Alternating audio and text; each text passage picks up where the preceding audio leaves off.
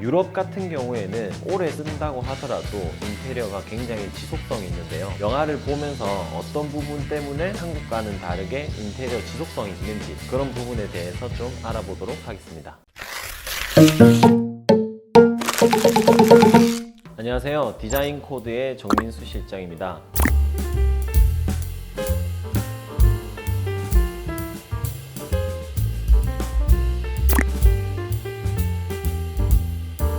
네, 그게 저도 좀 신기한데요. 일단 고민을 해보면 크게 두 가지라고 좀 생각을 합니다. 첫 번째는 뭐냐면 이 문을 보시면은 문 색깔이 화이트에 클래식한 몰딩이 되어 있는데요. 그 문을 제외하고는 모든 톤이 다 똑같아요. 이제 바닥도 그렇고 책장도 그렇고 그러다 보니까 색깔이 적음으로써 조금 촌스러운 느낌이 덜하다 이렇게 봐주시면 되고요. 그 다음에는 이제 소재입니다. 요즘 인테리어 트렌드나 저희 주거 아파트 인테리어를 하는데 보시면 거의 대부분이 필름지예요. 집도 이제 MDF로 짠 다음에 필름을 하거나 이제 주방 소재도 웬만하면 다 이제 필름지로 되어 있죠. 근데 그 필름지가 요새 좀 좋아서 굉장히 무늬목이나 어떤 나무의 형태도 잘 표현하고 있지만 유럽의 이런 원목 자재를 사용한 것보다는 확실히 덜할 수밖에 없고요. 그리고 지속 가능한 인테리어라는 어떤 점에서 보면 5년, 10년, 15년 뒤에 필름으로 된 주방은 나중에 어떻게 될까요? 보통 필름이 까지거나 떨어지거나 이런 부분들 때문에 또 주방을 바꿔야 되는데요. 이제 원목 소재나 무늬목 소재로 된 주방이나 어떤 문들을 디자인을 하게 되면 사람의 손때가 묻으면서 오히려 좀 더 빈티지해지는 느낌이 있고 지속 가능한 인테리어가 될 수 있다 이렇게 보실 수가 있는데, 물론 금액적인 부분들 때문에 이런 무늬목이나 이제 원목 자재를 쓰는 거에 좀 힘든 점이 있는 것을 알고 있습니다. 그리고 이런 무늬목이나 원목 같은 경우에는 무게가 무겁다 보니까 이제 쓰실 때 문이 처지거나 경첩이나 부속품에 문제가 좀 생길 수는 있지만 차라리 이런 부분을 손을 보면서 간다면 좀 지속 가능한 인테리어가 되지 않을까, 저희는 그렇게 생각합니다.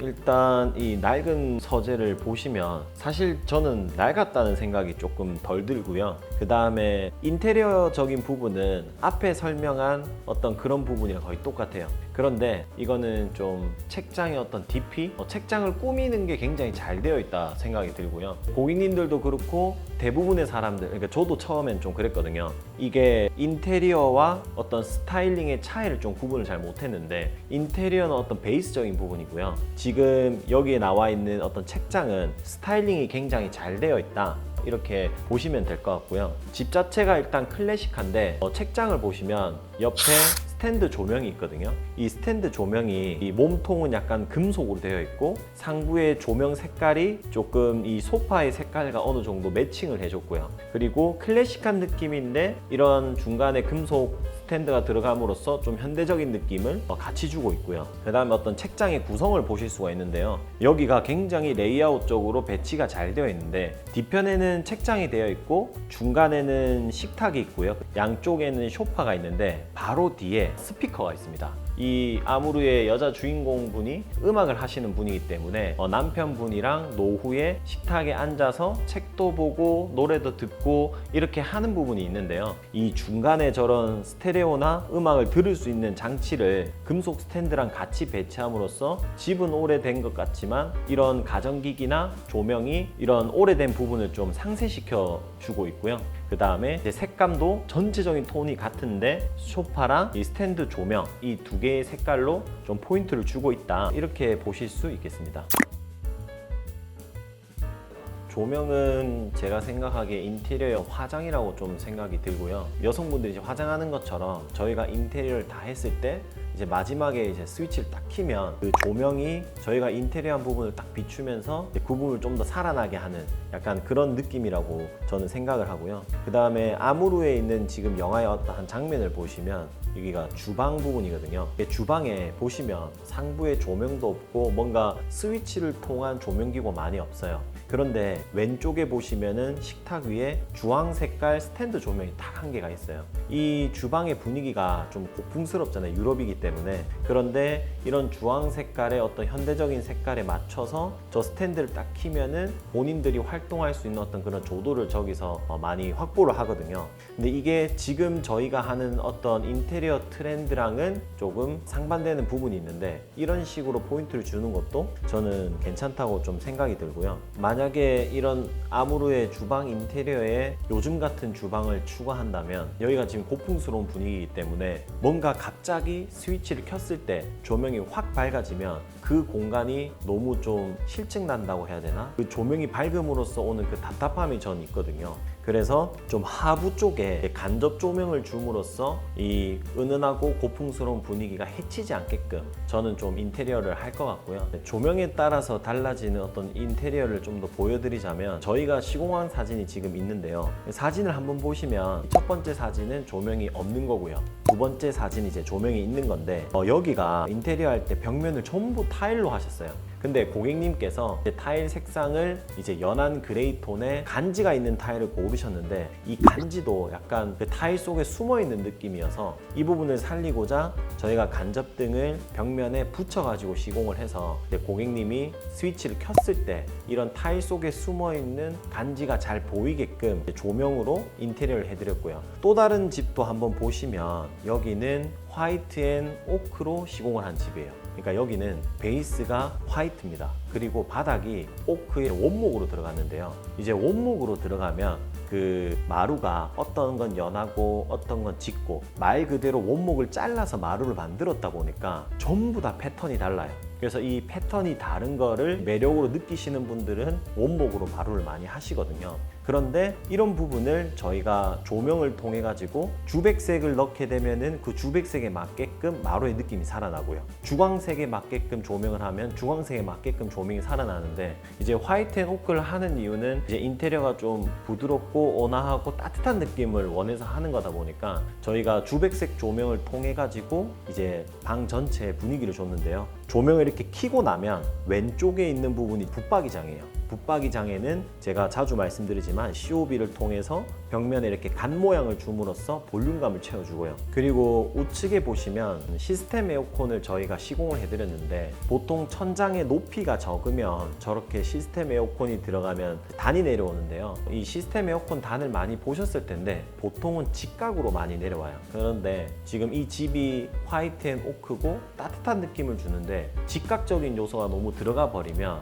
좀 맞지 않다고 생각을 해서, 저는 시스템 에어컨이 끝나는 부분에 라운드를 줘서 좀 부드럽게 이제 물결 무늬로 디자인을 해드렸고요. 그리고 이 간접등도 이 벽에서 벽까지 아예 끊김없이 조명이 이어질 수 있는 걸로 시공을 해드렸거든요. 근데 이것도 좀 디테일한 요소가 있는 게, 보통 T5 간접등이라고 하죠. T5를 사용해서 간접등을 주시면 600이나 900 이렇게 짧은 것들을 서로 붙여가지고 조명을 이어드리는데요. 이 간접등이 끊이지 않고 쭉 들어가는 게 제일 중요한데, 이 작게 달라붙는 이 부분 때문에 검정색으로 음영이 져서 이런 음영이 들면 안 되니까 저희는 LED 바를 통해서 아예 조명이 끊기지 않게 끝에서 끝으로 연결시켜주는 그런 좀 디테일을 살려서 디자인을 해드렸습니다.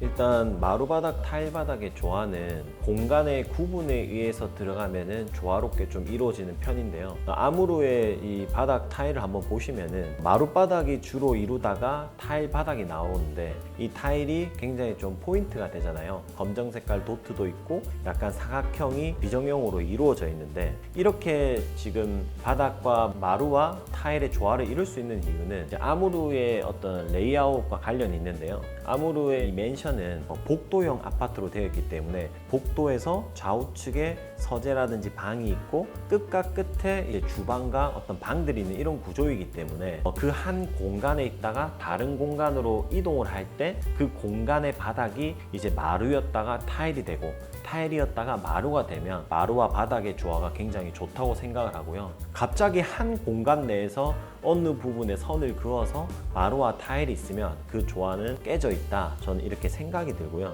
이와 비슷한 예시로 제가 운영하는 이제 청사포 소품샵을 한번 보시면요. 이 사진이 바깥에 있는 전체 공간이거든요. 이 전체 공간에 바닥에 노란 색깔 그리고 화이트 색상의 어떤 이런 타일들을 이제 비정형으로 배치함으로써 공간에 포인트를 주고 있는데 이 부분에 만약에 갑자기 마루가 나타난다고 생각하시면 조화롭지가 않잖아요. 이래서 이런 어떤 공간의 분리에 맞춰 가지고 타일과 마루를 분리하셔라. 그러면 조화가 괜찮아질 것 같다. 이렇게 정형화되지 않은 패턴을 줌으로써 공간에 대한 재미를 주었는데요. 이 소품샵이 관광지에 위치해 있다 보니까 이런 부분들이 고객님께서 좀 강한 인상을 받았다고 이렇게 말씀들을 많이 하십니다.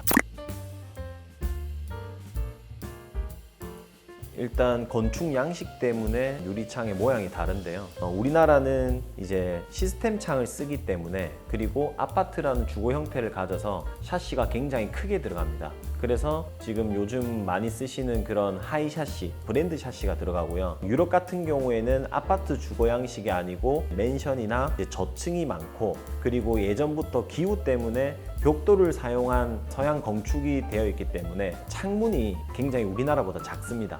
창문이 작다 보니까 그 창문을 좀 디자인해서 할 수 있는 여지가 더 많기 때문에 우리나라 샤시랑은 좀 창의 양식이나 디자인이 많이 다른 것 같습니다. 지금 샤시의 하단의 부분을 보면 이제 노란색으로 좀 포인트가 되어 있는데요. 이런 부분들이 고풍스러운 분위기에 선세함을 주고 노란색 색감이 들어가면서 좀 더 이쁜 모양을 좀 보여드리는데요. 우리나라도 이제 단독주택을 계획 중이시라면 이렇게 색다른 샤시와 어울리는 무늬까지 가능하니까 한번 시도해 보시는 것도 좀 좋을 것 같습니다.